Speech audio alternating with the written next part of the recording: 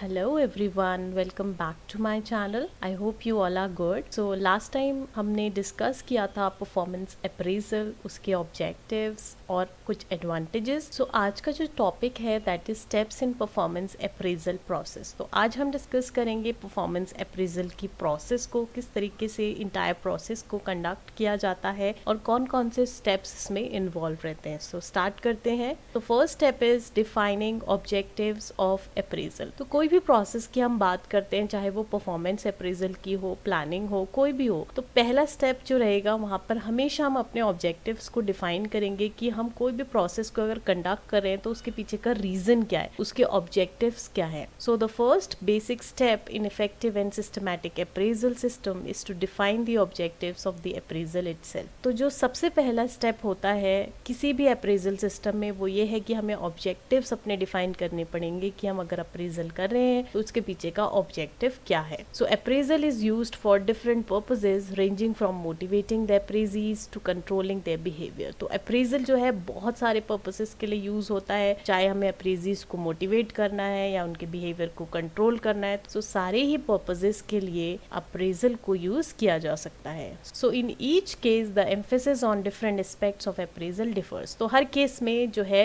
Appraisal का emphasis different रहेगा. For example reward providing appraisal such as salary revision. तो reward के लिए या सैलरी रिविजन के लिए या प्रमोशन के लिए जो अप्रेजल रहेगा वो काफी डिफरेंट रहेगा उस अप्रेजल से जो ट्रेनिंग एंड डेवलपमेंट के लिए प्रोवाइड किया जाता है. Next is defining appraisal norms. अब जैसे हमारे ऑब्जेक्टिव सेट हो गए, अब यहाँ पर हम अपने नॉर्म्स को डिफाइन करेंगे कि किस तरीके से हम अपनी प्रोसेस को कंडक्ट करेंगे. तो since one of the basic long term objective is to improve performance, ठीक है, तो जैसे हमारा सबसे लॉन्ग टर्म ऑब्जेक्टिव क्या होता है कि हमें परफॉर्मेंस को इम्प्रूव करना है, ठीक है, और जो अप्रेजल होता है वो ज्यादातर परफॉर्मेंस ओरिएंटेड होता है. तो हमें यहाँ पर परफॉर्मेंस नॉर्म को बनाना है कि हम किस तरीके से जो है अप्रेजल प्रोसेस को कंडक्ट करेंगे. So therefore performance norms are to be specified in the beginning of the period for which appraisal is concern. तो हम परफॉर्मेंस नॉर्म को पीरियड के बिगिनिंग में ही स्पेसिफाई कर देंगे, ठीक है. So the performance of an employ in the organisation is affected by a number of factors. तो किसी भी ऑर्गेनाइजेशन में अगर हम एम्प्लॉयज की परफॉर्मेंस को देखते हैं तो उसको काफी सारे फैक्टर्स जो है अफेक्ट करते हैं, ठीक है,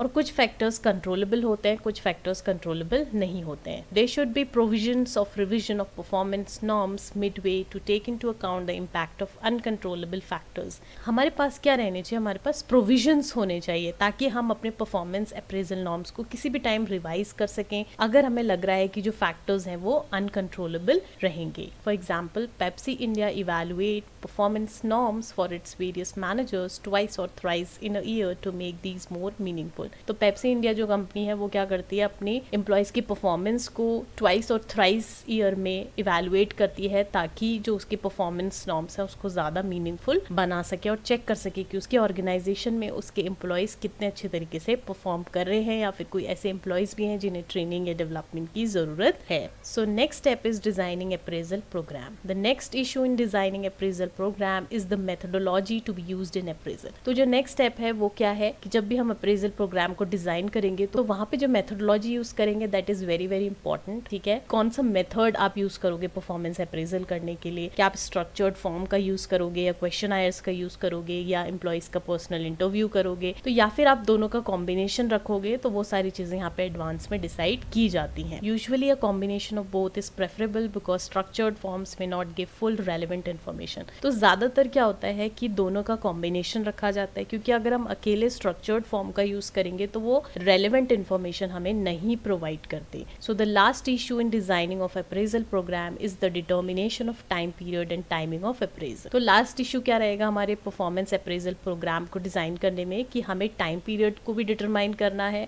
ठीक है, और किस टाइम हम अप्रेजल करेंगे वो भी हमें पहले से डिटरमाइन करके रखना है. So most of the organisation which link appraisal with reward system follow annual system. तो बहुत सारी ऐसी ऑर्गेनाइजेशन है जो अगर अपने अप्रेजल को रिवॉर्ड के साथ लिंक करती हैं या इस तरीके का उनका सिस्टम होता है तो वो एनुअल बेसिस पे जो है अपना अप्रेजल रखती हैं या फिर आप बोल सकते हो जो अप्रेजल होता है वो ईयर एंड में कंडक्ट किया जाता है. ठीक है। Others which link appraisal with promotion and identification of training needs, और कुछ ऑर्गेनाइजेशन ऐसी होती हैं जो अपने अप्रेजल को प्रमोशन या फिर ट्रेनिंग नीड्स से जोड़ती हैं, तो वो एनुअल सिस्टम फॉलो नहीं करती हैं, ठीक है, but devise the time period on the basis of appraisal need. तो जिस टाइम उन्हें लगता है कि अप्रेजल की नीड है उसी टाइम वो उसको कंडक्ट करती हैं। लेकिन जो ऑर्गेनाइजेशंस क्या करती हैं, अप्रेजल को रिवॉर्ड सिस्टम के साथ जोड़ती है तो उसे एनुअली कंडक्ट करती है या फिर एंड ऑफ द ईयर उसे अप्रेजल प्रोग्राम को कंडक्ट करती है। लेकिन जो अदर ऑर्गेनाइजेशंस होती हैं जो अप्रेजल को परफॉर्मेंस और नीड आइडेंटिफिकेशन या फिर ट्रेनिंग नीड आइडेंटिफिकेशन के साथ लिंक करती हैं, तो वो ये सिस्टम फॉलो नहीं करती हैं, वो नीड के टाइम पे ही अपने अप्रेजल प्रोग्राम को जो है कंडक्ट करती हैं। So step number 4 is implementing appraisal programme. अब क्या है, अब हमें क्या करना है, इम्प्लीमेंट करना है अपने जो भी अप्रेजल प्रोग्राम है उसको। So in implementing appraisal programme the appraisal is conducted by the appraisers and they may also conduct interview if it is provided in the appraisal system. तो जब भी हम अप्रेजल प्रोग्राम को इम्प्लीमेंट करेंगे तो जो अप्रेजर्स होते हैं वो अप्रेजल को कंडक्ट करते हैं या फिर वो इंटरव्यू भी कंडक्ट कर सकते हैं, जैसा भी उनका अप्रेजल सिस्टम है। So the results of the appraisal are communicated to HR department, और जो भी रिजल्ट रहेगा अप्रेजल का उसको एचआर डिपार्टमेंट को कम्युनिकेट करेंगे ताकि वो फॉलो अप कर सके, ठीक है, which should be oriented towards the objective of the appraisal. और हमें ये भी चेक करना है कि जो हमारा ऑब्जेक्टिव सेट था क्या वो यहाँ पर हमने अचीव हुआ है या नहीं, उसके हिसाब से हमारा अप्रेजल प्रोग्राम जो है इम्प्लीमेंट हुआ है या नहीं हुआ है, उसको भी हमें क्रॉस चेक करना है। तो यहाँ पर फॉलो अप एक्शंस भी किए जाते हैं। Next step is appraisal feedbacks, ठीक है। Perhaps appraisal feedback is the most crucial stage in appraisal process. So जो अप्रेजल फीडबैक है वो बहुत ज़्यादा इंपॉर्टेंट है अप्रेजल प्रोसेस में, specially when the superior's rating is not as per the expectation of appraisee. अब यहाँ पर क्या है, अप्रेजी एक्सपेक्ट करता है कि हमें ज़्यादा अच्छी रेटिंग मिलेगी हमारी परफॉर्मेंस के हिसाब से, बट ऐसा नहीं होता है, तो उस केस में फीडबैक की प्रोसेस बहुत ज़्यादा इंपॉर्टेंट हो जाती है। So next is post appraisal actions. Performance appraisal is not an and itself, but it is a means for improving long-term performance of personnel by taking an appropriate actions based on the information as revealed by the appraiser. तो performance appraisal में क्या होता है, जैसे हमारे पास performance appraisal का result आता है तो हमें पता चल जाता है कि कौन से जो हैं वो आउट परफॉर्मर्स हैं, किसने अच्छा परफॉर्म नहीं किया है, तो दोनों को यहाँ से ईजिली आइडेंटिफाई किया जा सकता है और उनके अप्रेजल के हिसाब से हम उनकी परफॉर्मेंस को लॉन्ग टर्म इम्प्रूवमेंट उनकी परफॉर्मेंस में ला सकते हैं। अप्रोप्रिएट एक्शंस लिए जाते हैं, और जो एक्शंस होते हैं वो किस फॉर्म में होते हैं कि जो आउट परफॉर्मर्स हैं उनको रिवॉर्ड दिए जाते हैं और काउंसलिंग दी जाती है, गाइड किया जाता है अंडर परफॉर्मर्स को, और उन्हें ट्रेनिंग प्रोवाइड की जाती है ताकि उनकी परफॉर्मेंस को बेटर किया जा सके।